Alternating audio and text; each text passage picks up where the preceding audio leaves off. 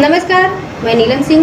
हमारे YouTube मंच में आपका स्वागत है। आजकल एक बड़ी हेडलाइन चल रही है कि रूस से आए हुए सस्ते तेल की बदौलत भारतीय कंपनियों ने बम्पर $10.5 बिलियन मतलब 900 अरब रुपए के करीब करीब की बचत की। अब सवाल यह है कि इसमें आपको क्या मिला? क्या आपके पेट्रोल और डीजल के दाम कम हुए? और उसका जवाब तो हम भी जानते हैं कि वो ना है।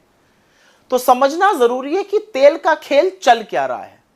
तो सबसे पहले दो चीजें समझ लीजिए। ऑयल जगत में दो तरह की कंपनीज होती हैं, upstream and downstream. Upstream companies होती हैं जैसे कि ओएनजीसी, ऑयल इंडिया, रिलायंस भी अपस्ट्रीम कंपनी है। रिलायंस डाउनस्ट्रीम में भी है। इसके अलावा आईओसी, HPCL, BPCL ये डाउनस्ट्रीम कंपनीज होती हैं। ये जो कंपनीज हैं, अपस्ट्रीम कंपनीज जो हैं, ये तेल खोजती हैं, ये एक्सप्लोरेशन करती हैं, सी में, लैंड में, हिल्स पे ये तेल खोजने का काम करती हैं। जो तेल कच्चा आता है उसको प्रोसेस करने का, उसको रिफाइन करने का काम ये कंपनीज करती हैं। ये बाजार में तेल बेचती हैं। ये तेल पेट्रोल बनता है, डीजल बनता है, ATF बनता है, जो एविएशन फ्यूल होता है। ये काम ये कंपनीज करती हैं। अब आगे की बात सुन लीजिए। हिंदुस्तान में आपको पता है कि करीब करीब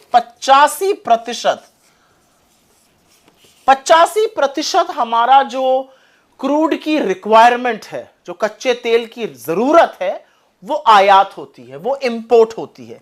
और यह आंकड़ा नरेंद्र मोदी जी के प्रधानमंत्री बनने के बाद और बढ़ा है, क्योंकि देश में एक्सप्लोरेशन घटा है। 85% कच्चा तेल हमारा बाहर से आता है, खाड़ी के देशों से आता है, इधर उधर से आता है। फिर रशिया और यूक्रेन की वॉर होती है, युद्ध छिड़ा, और युद्ध छिड़ने में पश्चिम के देशों ने रूस का तेल लेने से मना कर दिया। एक बात और भी है कि रूस ने अपने तेल पर भारी डिस्काउंट दिया, तो इंडिया ने रूस से तेल खरीदना शुरू कर दिया। रूस सस्ता तेल इंडिया को बेच रहा था, और इतना तेल आ रहा है रूस से कि रूस जो कभी बड़ा मामूली सा खिलाड़ी होता था, आज मतलब हमारे ट्रेडिंग में, आज हमारे ट्रेडिंग पार्टनर्स की टोली में शामिल हो गया। हमारे और उनके बीच सबसे बड़ी कमोडिटी ऑयल की ट्रेड हो रही है। और तो और वित्तीय वर्ष 2023 में और वित्तीय वर्ष 2024, यह आंकड़ा याद रखिएगा, रूस से आया हुआ तेल वित्तीय वर्ष 2023 में 21.5% था सारे आए हुए तेल का, और यह संख्या 2024 में बढ़कर 36% हो गई। जहां तक मेरी याददाश्त है, मुझे लगता है 223 मिलियन टन तेल हमने आयात किया था वित्तीय वर्ष 2024 में। उसमें से 36% अकेले और अकेले रूस से आया था। एक बात और भी है कि रूस जो है, तेल जो हमें दे रहा है, वो बाकी जगहों से आ रहा है, वो 10 से 12% उसका दाम कम है। रूस हमें कम दाम पर तेल बेच रहा है। रूस की देखा देखी और भी देशों ने हमें डिस्काउंट दिया। ईरान ने दिया, सऊदी अरेबिया ने दिया, जहां से हमारे जो ट्रेडिशनल हमारे सप्लायर्स रहे हैं कच्चे तेल के, उन्होंने भी डिस्काउंट दिया। अब आप ये सोचेंगे कि 10 से 12% अगर दाम कम आ रहा है तो इसका फायदा किसको पहुंच रहा है? क्योंकि आपको तो नहीं पहुंच रहा है, आप तो अभी भी पेट्रोल और डीजल के वही दाम दे रहे हैं।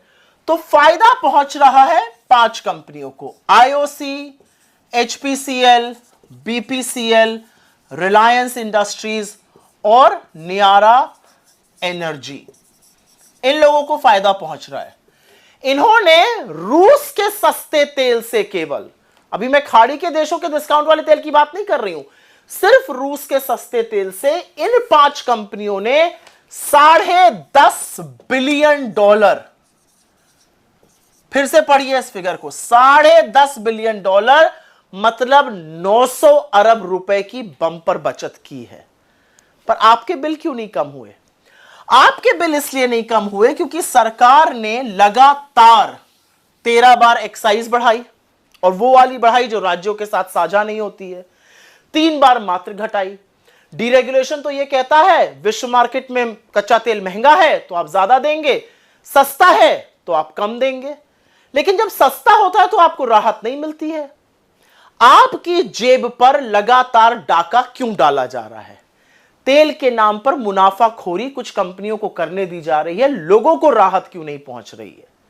सरकार क्यों मिडिल क्लास को, पेट्रोल डीजल यूज करने वालों को दुधारू गाय समझकर उनका शोषण करती है? यह मुनाफाखोरी नहीं तो और क्या है? यह आपकी जेब पर डाका नहीं तो और क्या है? रूस से सस्ते तेल में लोगों ने बचत की $10.5 बिलियन, 900 अरब रुपए की। आपने 9 नए पैसे की बचत की है? सोचिएगा जरूर। स्वस्थ रहने के लिए इस्तेमाल करें अयोध्या धाम का श्री राम नाम स्पेशल निरोगी चूर्ण और बुकनू।